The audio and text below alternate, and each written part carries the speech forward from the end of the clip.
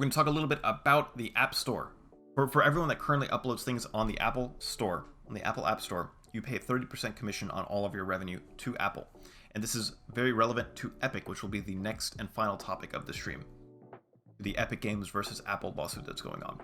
So a lot of people, Epic specifically, have brought up the fact that Apple is a bit of a monopoly, right? And there's a huge lawsuit going on in that. And Apple has taken steps in order to kind of, it definitely is a PR step, right? Everything is a PR move to gather goodwill. But for developers that brought in less than $1 million or $1 million or less from their apps in the previous year, will pay a 15% commission, down from 30%, which sounds great, right? And you know, at the end of the day, it's pretty decent, right? I think it goes on to say this change will affect about 98% of companies that upload stuff onto the App Store, or 98% of people that pay Apple a commission. So that's good. You have a lot of people getting some money back, but that's like, you know, enough money to hire a developer. And the big part about this is that this actually doesn't really harm Apple at all, really. You'd think that, you know, especially after hearing 98% of companies that do it, or that pay Apple a commission, would no longer have to pay, you know, $300,000 per million. They'd have to pay $150,000 for that first million. But that those developers, that 98%, account for less than 5% of Apple Store's revenue, right? So if you're hearing about this and you think Apple's being such a nice guy, just keep in mind that Apple is really only doing this to as a PR move, and they're not affected by business at all from it. And they're trying to use this to probably garner goodwill against Epic. However, it could be said that, you know, before they had a monopoly where people had to pay 15% of everything they earned, or 30% of everything they earned, and now they have a monopoly where everyone has to spend 15% of everything they earned on the store. And then they go on to say, you know, some very, very, you know, we're launching this program to help small business owners write the next chapter of creative and prosperity on the App Store, and to build the kind of quality apps our customers are. You're just saying a bunch of bullshit, right? Saying pretty words to make people happy. And it might have some good effects, but the large majority of people, it's not actually going to make a big difference. This is directly related to the lawsuit between Epic Games and Apple. And there were some updates with that in the past week. It actually looks like it was a little over a week ago.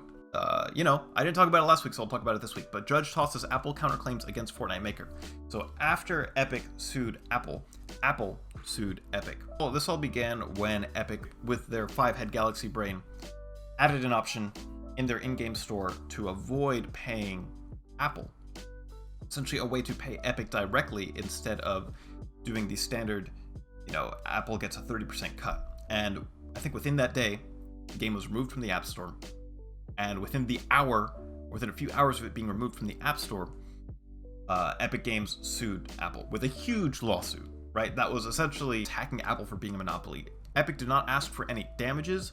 They just asked that the Apple monopoly be taken down. Devin Nash has a very interesting video on this topic in particular, which you should definitely go check out if you're interested in looking at the topic some more. I might actually even link to it somewhere, maybe in the description. But he specifically says that he predicts that this is a move from Epic in order to establish their own app store on phones, which would be a huge precedent. Right now, all that this article means, all that this current, you know, tossing out counterclaims means, is that when Apple tried to sue Epic back, that's getting thrown out, right? The lawsuit is still essentially in progress, and I think it's meant to hear next year. There are some things that are clear, right? So Apple, in some of their in their counterclaim, said it is clear, however, that Epic breached its contract with Apple. Right? It's obvious. You know, Epic entered a contract with Apple when they put their game on the App Store, saying that Apple gets 30% of all revenues, which at the end of the day could be considered a monopoly, and that's what Epic's attacking. But Epic did break that contract by having ways for consumers to avoid paying that, essentially to give Epic more money. And there's a very interesting quote. So this is the stupidest quote I have ever heard in my entire life. So this is coming from Apple. So let's start. In ways the court described as deceptive and clandestine, Epic enabled a feature in its app which was not reviewed or approved by Apple. That is true. And they did so with the express intent of violating the App Store guidelines that apply equally to every developer who sells digital goods and services.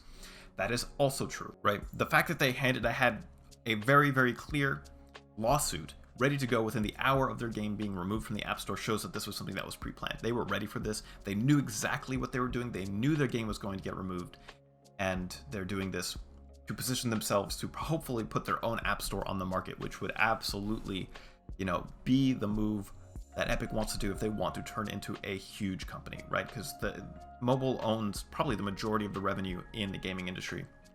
So if you can break into that, you can break into a lot of money. And then they continue. Their reckless behavior made pawns of customers, and we look forward to making it right for them in court next May. The ass backwardness of this statement is hilarious. Is as hilarious as it is pathetic. So let's break this down a bit. Their reckless behavior is adding a way for customers to pay less, adding a way to circumvent the Apple 30% commission so that customers pay less and Epic makes 100% of the money there. So their reckless behavior, giving consumers a better buying option, made pawns of customers.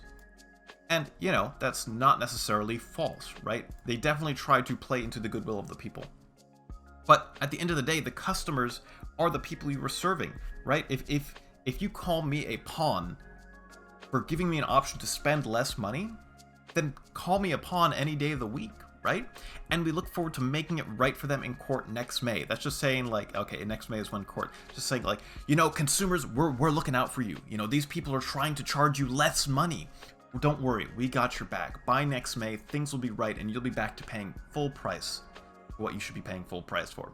So it's just completely ridiculous. This is something that you 100% should keep an eye out, should be interested in, because the result of this court case will be astronomically huge in the future of mobile gaming. All right, that is all the news I have for today. We covered Smash Bros. Melee getting a cease and desist from Nintendo. We covered DMCA options from Cyberpunk, so hopefully get streamers a more friendly and much safer option for listening to music in the game. And then we have Apple lowering their commission on companies that make less than $1 million a year on revenue on apps on the App Store, and the Epic Games versus Apple update. This is something that I'm super looking forward to seeing how this goes. And that's all I have for this week. I look forward to seeing you next week. I broke up some of these news topics in different videos, so if you've only seen one, there'll be links to the others in the description. And thank you so much for watching. Have a good one.